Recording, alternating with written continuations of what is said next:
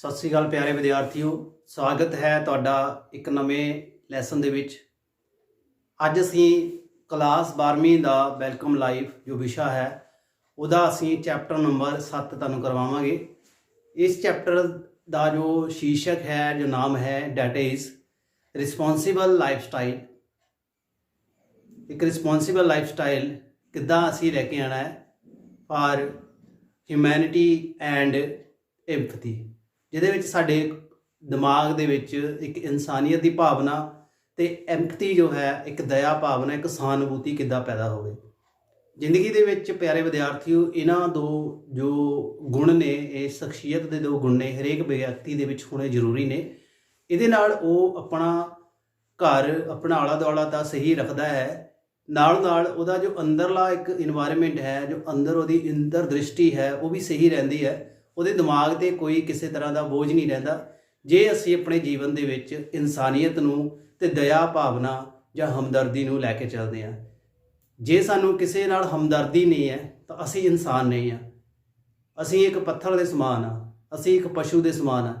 ਸਾਨੂੰ ਇਨਸਾਨ ਪਰਮਾਤਮਾ ਨੇ ਬਣਾਇਆ ਹੈ, ਇਨਸਾਨੀਅਤ ਦੇ ਗੁਣ ਪੈਦਾ ਕੀਤੇ ਨੇ। ਉਹਦੇ ਵਿੱਚ ਸਾਡੇ ਵਿੱਚ ਇਨਸਾਨੀਅਤ ਤੇ ਹਮਦਰਦੀ ਬਹੁਤ ਇੱਕ ਪ੍ਰਬਲ ਗੁਣ ਹੈ, जो कि एक चंगा इंसान बनने दे विच सानू मदद करता है। तो विद्यार्थियों, अज इस लैसन दे विच 3 ऐसियां एक्टिविटीज़ ने जो कि टीचर ते विद्यार्थी दे ओरिएंटेड ने with relation to teacher and student. और दे विच कुछ चीज़ां नूं अज्यूम करना है। किसी बस का सफ़र कर रहे हो या तुसीं साइकिल ते जा रहे हो, तुहानूं रस्ते दे विच या बस दे विच कुछ ऐसे जरूरतमंद लोग मिलते हैं, तुसीं की करोगे? कुछ ऐसियां उहदे विच टिप्स लिखियां ने तो तुसीं उहदे विच किस तरह आंसर देना है अपनी सूझ भावना दे नाल। वो तो तुहाडा झलक जाता है भी तुहाडे विच इंसानियत है या किसी लिए हमदर्दी है। तो उम्मीद करदा हाँ ये जो लैसन है, ये जो पाठ है 7वां, तुहाडे विच जो इंसानियत की भावना है उन्होंने पैदा करने दे विच, उन्होंने होर ज़्यादा प्रबल करने विच ते हमदर्दी की भावना भी तुहाडे विच पैदा करन च सहाई होवेगा। प्यारे विद्यार्थी, अज असीं क्लास 12वीं का लैसन नंबर 7 जो वैलकम लाइफ विषय का है वो तुहानूं करवावांगे।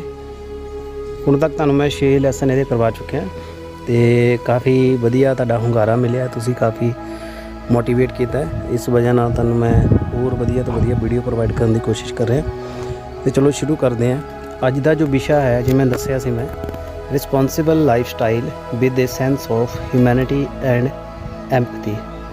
जिम्मेवारी जिहड़ी है ਉਹਦੇ ਨਾਲ ਭਰਿਆ जो जीवन है वो किस तरह बने तो साढ़े च मानवता ते हमदर्दी की भावना किद्दां आवे। ह्यूमैनिटी हुंदी है मानवता, एम्पथी हुंदी है सहानुभूति।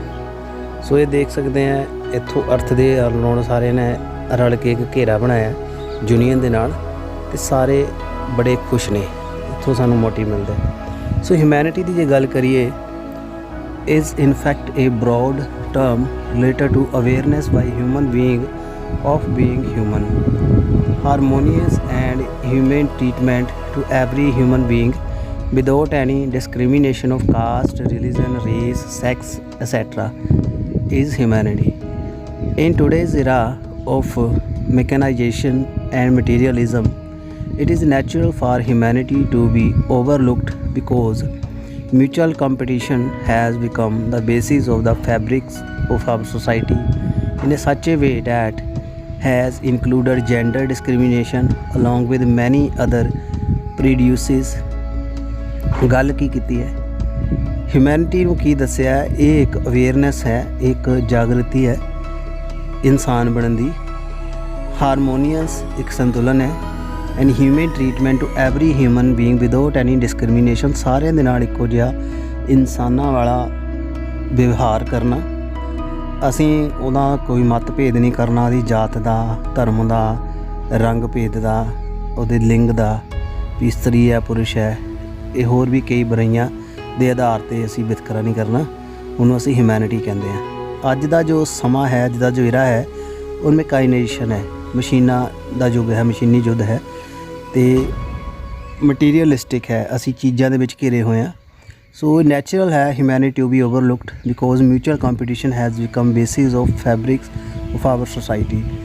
ਤੋ ਇੱਕ ਸੁਭਾਵਿਕ ਹੀ ਹੈ, ਅਸੀਂ ਇਨਸਾਨੀਅਤ ਨੂੰ ਪਿੱਛੇ ਛੱਡ ਰਹੇ ਹਾਂ, ਮਸ਼ੀਨਾਂ ਦੇ ਉੱਤੇ ਅਸੀਂ ਵੱਧ ਰਹੇ, ਸਾਡਾ ਕੰਪੀਟੀਸ਼ਨ ਵੱਧ ਗਿਆ ਹੈ ਅੱਗੇ ਵਧਣ ਦਾ, ਵਧੀਆ ਲਾਈਫ ਸਟਾਈਲ ਜੀਣ ਦਾ, ਇਸ ਲਈ ਇਨਸਾਨੀਅਤ ਪਿੱਛੇ ਛੁੱਟਦੀ ਜਾ ਰਹੀ ਹੈ। ਸੋ ਇਹਦੇ ਵਿੱਚ ਕੀ ਕਿਹਾ ਹੈ, ਇਹਦੇ ਵਿੱਚ ਡਿਸਕ੍ਰਿਮੀਨੇਸ਼ਨ ਆ ਜਾਂਦੀ ਹੈ ਲਿੰਗ ਦੇ ਆਧਾਰ 'ਤੇ, ਔਰ ਕਈ ਤਰ੍ਹਾਂ ਦੀਆਂ ਧਾਰਨਾਵਾਂ ਬਣੀਆਂ ਨੇ ਜਿਸ ਨਾਲ ਜੋ ਇਨਸਾਨੀ ਭਾਵਨਾ ਉਹ ਖਤਮ ਹੁੰਦੀ ਜਾ ਰਹੀ ਹੈ।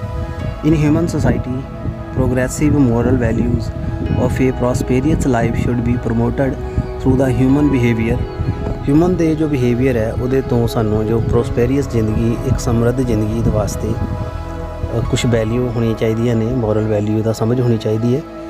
Rising above prejudices of man and woman and considering their existence as one, the activity included in this text is related to ethical value of human behavior। ਅਸੀਂ ਤਾਂ ਹੀ ਚੰਗੇ ਇਨਸਾਨ ਬਣ ਸਕਦੇ ਹਾਂ ਜੇ ਅਸੀਂ ਇਸਤਰੀ ਮਰਦ ਦੇ ਲਿੰਗ ਭੇਦ ਦੀ ਗੱਲ ਨਾ ਕਰੀਏ, ਸਾਰਿਆਂ ਨੂੰ ਇੱਕੋ ਜਿਹਾ ਸਮਝੀਏ ਅਤੇ ਦੋਨਾਂ ਨੂੰ ਹੀ ਇੱਕੋ ਜਿਹੇ ਮੌਕੇ ਮਿਲਣ। ਇਹ 'ਚ ਐਕਟੀਵਿਟੀਜ਼ ਦੱਸੀ ਹੈ ਜਿਹਦੇ ਨਾਲ ਤੁਹਾਨੂੰ ਹਿਊਮੈਨਿਟੀ ਦੇ ਹਿਊਮਨ ਬਿਹੇਵੀਅਰ ਦੇ ਬਾਰੇ ਪਤਾ ਚੱਲੇਗਾ। ਫਸਟ ਐਕਟੀਵਿਟੀ ਹੈ, this period will be slightly different from the customary periods. Some situational tasks will be conducted depending upon the student. These tasks will be related to question given below and these question will be asked by teacher prior to the task। ਇਹ ਜੋ activity ਹੈ class normal class ਦੇ ਨਾਲ ਅਲੱਗ ਹੈ, ਇਹਦੇ ਵਿੱਚ ਕੁਝ ਕੁਐਸਚਨ ਟੀਚਰ ਪੁੱਛੇਗਾ, ਉਹਦੇ ਹਿਸਾਬ ਨਾਲ ਐਕਟੀਵਿਟੀ ਕਰਨੀ ਹੋਏਗੀ। ਜਿਸ ਤਰ੍ਹਾਂ ਇਹਦੇ ਵਿੱਚ ਲਿਖਿਆ ਹੈ ਪਹਿਲੇ, which of the following category do you belong, ਤੁਹਾਡੀ ਕਿਹੜੀ ਕੈਟਾਗਰੀ ਹੈ, ਬॉय ਗਰਲ ਮੈਨ। ਆਨਸਰ ਦਿਓਗੇ। I am proud to be a, ਤੁਹਾਨੂੰ ਕੀ ਮਾਣ ਕਾਹਦਾ ਹੈ, ਮੈਂ ਮੁੰਡਾ ਕੁੜੀ ਜਾਂ ਮੈਨ। ਆਨਸਰ ਦੇਣਾ। I am proud to be myself with answer reference of question 2। Question 2 ਦਾ ਜਿਹੜਾ ਆਨਸਰ ਦਿੱਤਾ ਉਹਦੇ ਨਾਲ ਤੁਹਾਨੂੰ ਪ੍ਰਾਊਡ ਕਿਉਂ ਹੈ, ਵਾਈ, ਕਾਹਨੂੰ ਪ੍ਰਾਊਡ ਹੈ, ਕਾਹਨੂੰ ਤੁਹਾਨੂੰ ਮਾਣ ਮਹਿਸੂਸ ਹੁੰਦਾ ਕਿ ਤੁਸੀਂ ਕੁੜੀ ਹੋ, ਮੁੰਡਾ ਹੋ ਜਾਂ ਤੁਸੀਂ ਇੱਕ ਮਰਦ ਹੋ। If you had to choose one of the following that will like to be, ਇਹ 'ਚੋਂ ਇੱਕ ਚੀਜ਼ ਤੁਸੀਂ ਚੂਜ਼ ਕਰਨਾ ਹੈ। If I had to choose one of following, ਇਹਨਾਂ 'ਚੋਂ ਕਿਹੜੀ ਚੀਜ਼ ਤੁਸੀਂ ਚੂਜ਼ ਕਰੋਗੇ, ਮੁੰਡਾ, ਕੁੜੀ ਜਾਂ ਇੱਕ ਬਜ਼ੁਰਗ ਆਦਮੀ। ਇਹਦਾ ਆਨਸਰ ਹੈ, ਕੀ ਆਨਸਰ ਦੋਗੇ। So it is natural that the answer given by each student to the student during the interaction will vary according to their personal opinion. In this initial interaction, the teacher will inspire the student to raise above gender difference and move toward humanity। ਇਹਦੇ ਵਿੱਚ ਸੁਭਾਵਿਕ ਹੀ ਹੈ ਜੋ ਇਹਦੇ 'ਚ activity 'ਚ 4 ਪ੍ਰਸ਼ਨ ਪੁੱਛੇ ਨੇ ਕਿ ਆਪਣੀ ਸਮਝ ਦੇ ਨਾਲ ਹੀ ਬੰਦਾ ਆਨਸਰ ਦੇਵੇਗਾ ਕੋਈ ਵੀ ਸਟੂਡੈਂਟ, ਕਿਉਂਕਿ ਹਰੇਕ ਦਾ ਓਪੀਨੀਅਨ ਅਲੱਗ ਹੈ। ਤਾਂ ਇਹਦੇ ਨਾਲ ਇੱਕ ਆਸਾਨੀ ਹੋਏਗੀ ਟੀਚਰ ਨੂੰ ਵੀ ਲਿੰਗ ਦੇ ਮਤਭੇਦ ਤੋਂ ਕਿਵੇਂ ਵਿਦਿਆਰਥੀਆਂ ਨੂੰ ਉੱਪਰ ਉਠਾਇਆ ਜਾਵੇ। ਦੂਸਰੀ ਐਕਟੀਵਿਟੀ ਵੀ ਸਿਚੁਏਸ਼ਨਲ ਹੈ। ਸਪੋਜ਼ ਕਰੋ you all are going from Batala to Chandigarh in bus. All you are reserved your seat, paid 500 and bought AC bus ticket. This bus has to run only once a day. As all the seats in this bus are already reserved, many passengers will have to go Chandigarh by standing. You see the following 5 passengers standing. They also have to go to Chandigarh। ਇਹ 'ਚ ਦੱਸਿਆ ਤੁਸੀਂ ਬਟਾਲੇ ਤੋਂ ਚੰਡੀਗੜ੍ਹ ਜਾ ਰਹੇ ਹੋ ਅਤੇ ਤੁਸੀਂ 500 ਰੁਪਏ ਟਿਕਟ ਦਿੱਤੀ ਹੈ ਅਤੇ ਤੁਸੀਂ ਆਪਣੀਆਂ ਸੀਟਾਂ ਜੋ ਹੈ ਰਿਜ਼ਰਵ ਕਰ ਲਈਆਂ। ਅਤੇ ਤੁਹਾਨੂੰ ਬੱਸ ਦੇ ਵਿੱਚ ਕੁਝ ਯਾਤਰੀ 5 ਯਾਤਰੀ ਐਸੇ ਖੜੇ ਨਜ਼ਰ ਆਏ ਜਿਨ੍ਹਾਂ ਨੂੰ ਸੀਟ ਨਹੀਂ ਹੈ, ਅਤੇ ਤੁਸੀਂ ਕੀ ਕਰੋਗੇ। ਫਸਟ ਆਫ ਆਲ, ਇਹ girl is going to university to study. ਪਹਿਲੀ ਪਿਕਚਰ 'ਚ ਇੱਕ ਖੜਾ ਕੁੜੀ ਹੈ ਜੋ ਯੂਨੀਵਰਸਿਟੀ ਪੜ੍ਹਨ ਜਾ ਰਹੀ ਹੈ। ਦੂਸਰੀ 'ਚ ਮਿਡਲ ਏਜ ਵੂਮਨ ਹੈ ਜਿਹਦੀ 45 ਸਾਲ ਤੋਂ ਉੱਪਰ ਉਮਰ ਹੈ। ਤੀਸਰਾ ਇੱਕ ਯੰਗ ਬॉय ਹੈ ਜੋ ਕਾਲਜ ਜਾ ਰਿਹਾ ਪੜ੍ਹਨ ਨੂੰ। ਚੌਥਾ ਇੱਕ ਮਿਡਲ ਏਜ ਮੈਨ ਹੈ। ਪੰਜਵਾਂ ਨਿਊਲੀ ਮੈਰਿਡ ਲੇਡੀ ਹੈ standing holding 2 year old child. ਇੱਕ ਨਵੀਂ ਵਿਆਹੀ ਔਰਤ ਹੈ ਆਪਣੇ 2 ਸਾਲ ਦੇ ਬੱਚੇ ਨੂੰ ਫੜ ਕੇ ਖੜੀ ਹੈ। 5 ਤੁਹਾਨੂੰ ਇੱਥੇ ਨਜ਼ਰ ਆ ਰਹੇ ਨੇ ਖੜੇ ਨੇ, ਤੁਸੀਂ ਕੀ ਕਰੋਗੇ। Both the group presenting themselves as good human being will raise above gender differences and choose to do one of the given activity with human and sympathetic feeling। ਦੋ ਗਰੁੱਪ ਸਟੂਡੈਂਟ ਦੇ ਜਿਹਨੇ ਆਪਣੇ ਹਿਸਾਬ ਨਾਲ ਜੋ ਇਨਸਾਨੀ ਭਾਵਨਾ ਅਤੇ ਹਮਦਰਦੀ ਦੀ ਭਾਵਨਾ ਨਾਲ ਰਿਸਪੌਂਸ ਕਰਨਗੇ। First, after argumentative interactions in their respective group they will give right the answer. So ਇਹਨਾਂ ਆਨਸਰ ਦੇਣਗੇ। First, sheet will not be left for anyone. ਕਿਸੇ ਨੂੰ ਵੀ ਸ਼ੀਟ ਨਹੀਂ ਦਿੱਤੀ ਜਾਏਗੀ। Sheet will be given to young girl, ਕੁੜੀ ਨੂੰ ਦੇ ਦਿੱਤੀ ਜਾਏਗੀ, ਜਵਾਨ ਕੁੜੀ ਨੂੰ। Sheet will be provided to youth, ਨੌਜਵਾਨ ਨੂੰ ਦਿੱਤੀ ਜਾਏਗੀ। Sheet will be given to middle age man, middle age ਦੇ ਮੈਨ ਨੂੰ ਦਿੱਤੀ ਜਾਏਗੀ। ਨਿਊਲੀ ਮੈਰਿਡ ਵੂਮਨ ਨੂੰ ਦਿੱਤੀ ਜਾਏਗੀ ਜਿਹਨੇ ਬੱਚਾ ਚੱਕਿਆ। Sheet will be given to middle age woman. ਇਹ 6 ਆਪਸ਼ਨ ਨੇ ਅਤੇ ਇਹਦੇ ਵਿੱਚੋਂ ਤੁਸੀਂ ਜਸਟੀਫਾਈ ਕਰਨਾ ਹੈ ਆਨਸਰ 50 ਸ਼ਬਦਾਂ 'ਚ ਵੀ ਤੁਸੀਂ ਕਿਹਨੂੰ ਚੂਜ਼ ਕਰਦੇ। ਇਹ 6 ਤੁਹਾਡੇ ਆਨਸਰ ਹੈ। 6 ਦੇ ਵਿੱਚੋਂ ਤੁਸੀਂ ਜੋ ਵੀ ਚੂਜ਼ ਕਰਦੇ ਉਹਦੀ ਜਸਟੀਫਿਕੇਸ਼ਨ ਕਰਨੀ ਹੈ। ਜਿਸ ਤਰ੍ਹਾਂ ਮੈਂ ਤੀਸਰੇ ਨੰਬਰ 'ਤੇ ਟਿਕ ਕੀਤਾ, sheet will be given to youth. ਇੱਕ ਯੁਵਾ ਲੜਕੇ ਨੂੰ ਸ਼ੀਟ ਦਿੱਤੀ ਹੈਗੀ ਜੋ ਖੜਾ ਹੈ ਬੱਸ ਦੇ ਵਿੱਚ, ਉਹਦਾ ਕੀ ਕਾਰਨ ਹੈ। 50 ਸ਼ਬਦਾਂ 'ਚ ਉਹਦਾ ਆਨਸਰ ਲਿਖਣਾ ਹੈ। ਤੁਹਾਨੂੰ ਲਿਖਣ ਦੀ ਆਜ਼ਾਦੀ ਹੈ, ਤੁਸੀਂ ਕਿਸੇ ਦਬਾਅ 'ਚ ਨਹੀਂ ਲਿਖਣਾ। ਜੋ ਤੁਹਾਡੇ ਅੰਦਰੋਂ ਫੀਲਿੰਗ ਆਉਂਦੀ ਉਹ ਤੁਸੀਂ ਲਿਖਣਾ ਹੈ। ਅੱਗੇ ਗੱਲ ਕੀਤੀ ਹੈ ਐਕਟੀਵਿਟੀ ਦੀ ਤੀਸਰੀ ਹੈ situation 2। Suppose you are going alone on your bicycle to city 12 kilometre away from your village in the morning on a Sunday to buy cheap and fresh vegetable fruit from the vegetable market and sell them at store. It is extremely hot. Arriving late to shop may reduce sale at your shop, but on the way you will find following perspiring passengers by at one place in this extremely hot weather. They being helpless wave their hand requesting you to lift to city. ਤੁਸੀਂ ਇੱਕ ਸਬਜ਼ੀ ਦਾ ਕੰਮ ਕਰਦੇ ਹੋ, cycle 'ਤੇ ਜਾ ਰਹੇ ਹੋ ਸਵੇਰੇ ਮੰਡੀ ਤੋਂ ਸਸਤੀ ਸਬਜ਼ੀ ਲੈਣ ਤਾਂ ਕਿ ਤੁਸੀਂ ਮਹਿੰਗੀ ਕਰਕੇ ਵੇਚ ਸਕੋ। ਅਤੇ ਇਹ ਤੁਹਾਡਾ ਇੱਕ ਕੰਮ ਹੈ। ਤੁਸੀਂ ਰਸਤੇ ਜਾਂਦੇ ਹੋ, ਤੁਹਾਨੂੰ ਕੁਛ ਲੋਕ ਮਿਲੇ ਹੈਲਪਲੈਸ, ਲਾਚਾਰ, ਜੋ ਤੁਹਾਡੇ ਤੋਂ ਮਦਦ ਚਾਹੁੰਦੇ ਨੇ। ਤੁਸੀਂ ਲੇਟ ਵੀ ਨਹੀਂ ਹੋਣਾ ਕਿਉਂਕਿ ਲੇਟ ਆਓਗੇ ਤਾਂ ਤੁਹਾਨੂੰ ਸਬਜ਼ੀ ਨਹੀਂ ਮਿਲੇਗੀ ਅਤੇ ਸਵੇਰੇ ਲੋਕ ਸਬਜ਼ੀ ਲੈ ਲੈਂਦੇ ਨੇ। ਹੁਣ ਕੀ ਕਰੋਗੇ।